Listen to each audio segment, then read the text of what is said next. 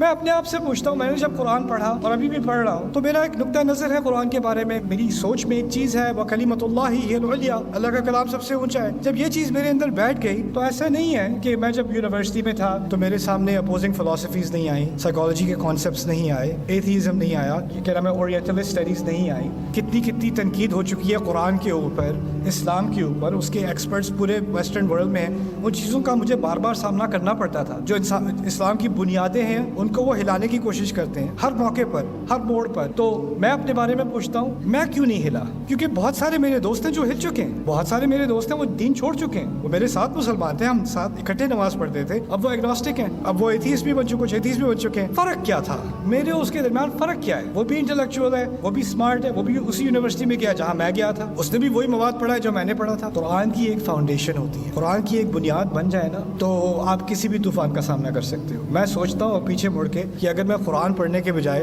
اگر میں نے فقہ پہ سارا زور دے دیا ہوتا اپنا، یا تاریخ پہ سارا زور دے دیا ہوتا، کیونکہ میرا دماغ ایسا میں ایک چیز پہ فوکس کر سکتا ہوں ایک دفعہ میں، تو مجھے کیڑا لگ گیا، میں نے قرآن پہ فوکس کرنا ہے۔ قرآن پہ فوکس کرنے سے اللہ تعالیٰ نے مجھے بچا لیا، اسی کی وجہ سے وَلَن تَجِدَ مِن دُونِهِ مُلْتَحَدًا، اس کے سوا تمہیں کوئی بچنے کی جگہ نہیں ملے گی، اس کے سوا کوئی پناہ نہیں ملے گی۔ یہ میری پناہ بن چکا تھا اور میں چاہتا ہوں کہ یہ تم سب کی پناہ بن جائے۔